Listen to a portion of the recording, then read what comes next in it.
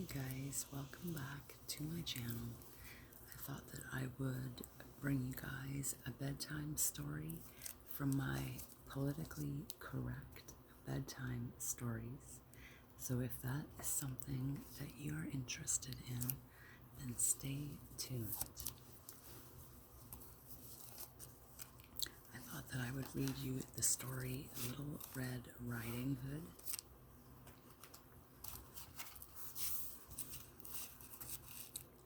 There once was a young person named Red Riding Hood who lived with her mother on the edge of a large wood. One day her mother asked her to take a basket of fresh fruit and mineral water to her grandmother's house, not because this was women's work, mind you, but because the deed was generous and helped engender a feeling of community. Furthermore, her grandmother was not sick, but was rather in full physical and mental health and was fully capable of taking care of herself as a mature adult. So, Red Riding Hood set off with her basket through the woods. Many people believed that the forest was a foreboding and dangerous place and never set foot in it. Red Riding Hood, however, was confident enough in her own budding sexuality that such obvious Freudian imagery did not intimidate her. On the way to Grandma's house, Red Riding Hood was accosted by a wolf, who asked her what was in her basket.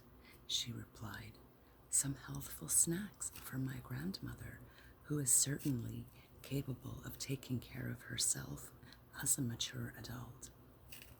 The wolf said, "You know, my dear, it isn't safe for a little girl to walk through these woods alone."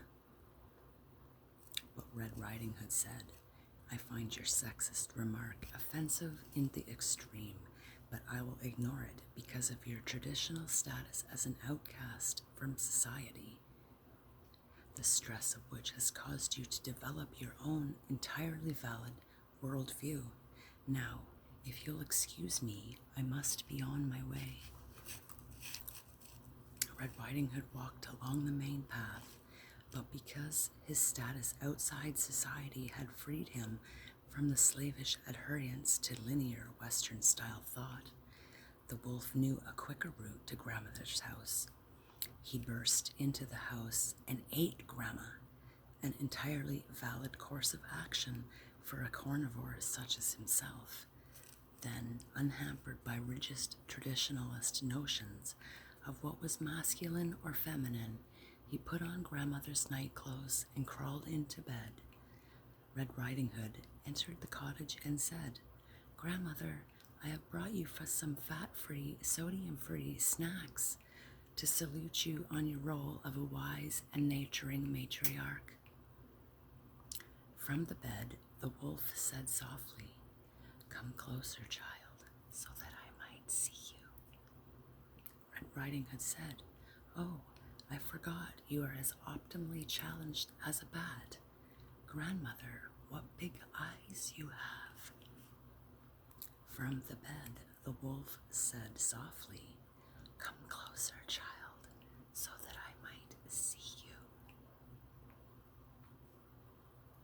Red Riding Hood said,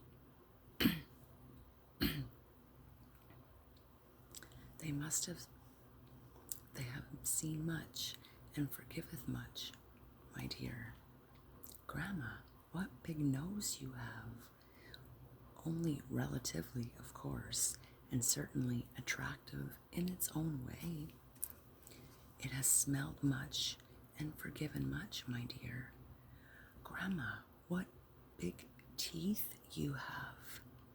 The wolf said, "I am happy with who I am and what I am," and leaped out of bed. He grabbed Red Riding Hood with his claws, intent on devouring her. Red Riding Hood screamed, not out of alarm, at the wolf's apparent tendency towards cross-dressing, but because of his willful invasion of her personal space. Her screams were heard by passing woodchopper person or log fuel technician, as he preferred to be called. When he burst into the cottage, he saw the Merle and tried to intervene, but as he raised his axe, Red Riding Hood and the wolf both stopped. "And what do you think you're doing?" asked Red Riding Hood. The woodchopper person blinked and tried to answer, but no words came to him. "Bursting in here like a Neanderthal, trusting your weapon to do all the thinking for you," she exclaimed. "Sexist, speciest, how dare you assume that women and wolves can't solve their problems without a man's help?" When she heard Red Riding Hood's impassioned speech, Grandma jumped out of the wolf's mouth, seized the woodchopper's person's axe, and cut his head off. After this ordeal, Red Riding Hood, Grandma, and the wolf felt a certain commonality of purpose. They decided to set up an alternative household based on mutual respect and cooperation, and they lived in the woods happily ever after. The end. So what did you think of my politically incorrect bedtime story? They're modern tales for our life and times by James Finn Garner.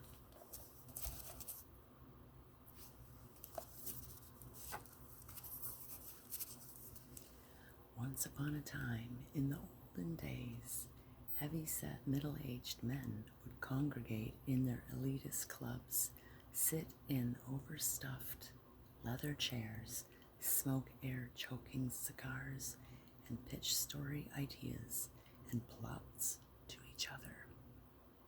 Problem was, these stories, many of which found their way into the general social conversation consciousness, reflected the way in which these men lived and saw their world. That is, the stories were sexist, discriminatory, unfair, culturally biased, and in general demeaning to witches, animals, goblins, and fairies everywhere. Finally, after centuries of these abusive tales, which have been handed down unknowingly from one male biased generation to the next, James Finn Garner has taken it upon himself, that's right, another man, to enlighten and liberate these classic bedtime stories and retell them in a way that is much more in keeping with the society in which we live today.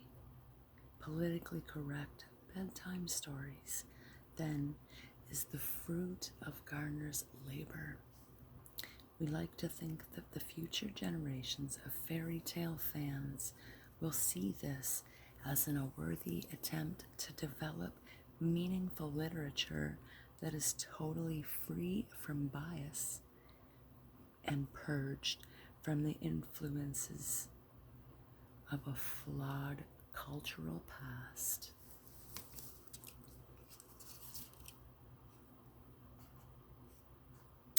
And James Finn Garner, the descendant of a dead white European male, is a writer and performer in Chicago.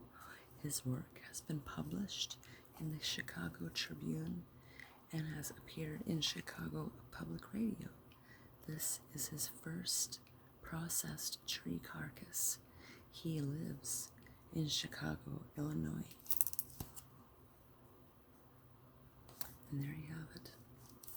So if you'd like to hear another bedtime story read by me, please like, comment, And if you haven't yet already, I'd love for you to subscribe. Let's grow this channel. Love to see you here.